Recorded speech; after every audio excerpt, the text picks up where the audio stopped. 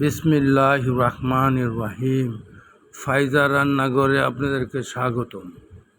ফাইজা রান্নাঘরে আজকে আরও একটা রেসিপি নিয়ে আমি হাজির হয়েছি। আজকের রেসিপিটা হয়েছে সবজি দিয়ে তেলাপিয়া মাছ ঝোল। বাঙালিয়ান পাক, সম্পূর্ণ বাঙালি যেভাবে খায়, বাংলাদেশের গ্রাম অঞ্চলে সব জায়গায় চলে, হোটেল রেস্টুরেন্টে চলে। এই যে দেখেন, আজকেও আমার বরাবর আমার সহযোগিতা করতেছে ফাইজার দাদি। এই তেলাপিয়া মাছের মধ্যে আপনার হলুদ মরিচ আর অল্প জিরা দিয়া বাঁচতেছে। হলুদ মরিচ অল্প জিরা দিয়া এগুলা ভাজা হইতেছে। এর একটু দায়িত্ব দিছি ভাজার জন্যে, সে কুইটাও দিছে আমাদের। তো ভাই, এই পাকগুলা এখন আমরা দিনে দিনে হারায় ফেলাইতেছি। এই পাকগুলা অনেক স্বাদ হয় খাইতে। এই যে দেখেন, ওই ভাজা প্যানের মধ্যে এখন আমি পানি দিয়ে দিছি, আর একটু তেল দিয়ে দিছি, আর একটু তেল দিয়া এখন আমি পেঁয়াজ দিয়ে দিতেছি। এই দেখেন, আমি পেঁয়াজ দিয়ে দিছি। এখানে অল্প 1 টিস্পুন আমি এরম আদা রসুন দিয়ে দিব, অল্প, না দিলেও চলে। আপনার এই সবজিটার মধ্যে আদা রসুন তেমন একটা না দিলেও চলে, কিন্তু একদম আমার আগের থেকে খাওয়া অভ্যস্ত, যার কারণে অল্প একটু দিব। এই দেখেন, 4 চামচের 1 চামচের কি এই যে দিয়ে দিলাম। আমি এটা কলা দিমু 2টা, আলু দিমু 2টা, অল্প অল্প সবজি দিমু, বটবুড়ি দিমু 3-4টা, একটা টমেটো দিমু। পরে ফাইনাল লুকটা আপনার ধনিয়া পাতা দিয়ে নামায় ফেলাম। এই যে দেখেন, আমি এখন এই যে আবার মরিচ আর হলুদ দিয়ে দিছি।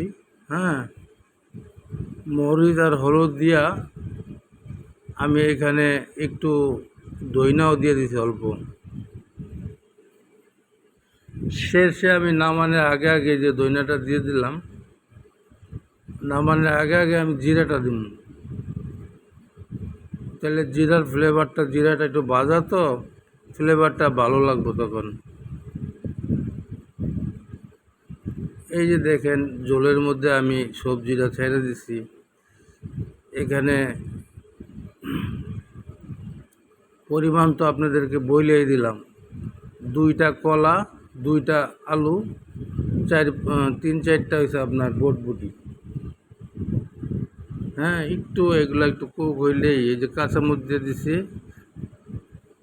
5-6টা কাঁচামরিচ দিছি। এখন আপনার একটু কুক হইলে আমি টমেটোটা দিয়ে দেব, তারপরে মাছ দিয়ে দেব কিছু পানি দিয়া। এই দেখেন, আমি একটা টমেটো দিছি, সব অল্প স্বল্প আর কি।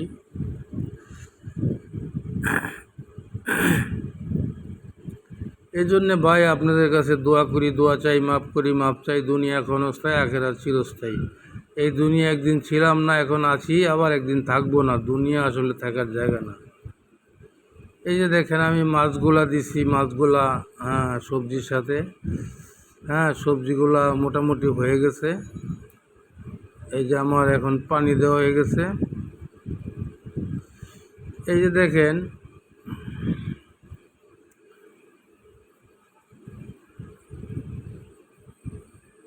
এটা একদম বাংলাদেশের প্রত্যন্ত অঞ্চলে যাইবেন, গ্রাম অঞ্চলে যাইবেন, তারা অল্প স্বল্প মাছ নেয়, একটু ঝোলটা বাড়াইয়া দেয়।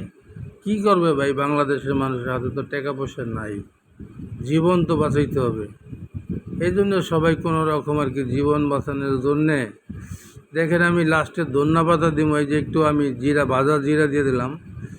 আপনার এই ভাজা জিরাটা দেওয়ার কারণে আর ধনিয়া পাতা দেওয়ার কারণে তরকারিটার মধ্যে এত মজার একটা ফ্লেভার আসে, মনে করেন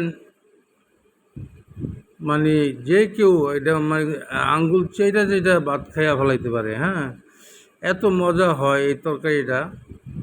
সব কিছু অল্প অল্প করে দিয়ে আপনি এভাবে একবার পাক করে দেখেন। হ্যাঁ, আপনারা আমার চ্যানেলটা সাবস্ক্রাইব করেন, লাইক দিয়েন, ফলো দিয়েন, ফেসবুক পেজে গিয়ে আমার ফলো দিয়েন। আর কারো কোনো মতামত থাকলে জানায়েন। বিশেষ করে আমার যারা ইউটিউবে দেখেন তারা আমাকে সাবস্ক্রাইব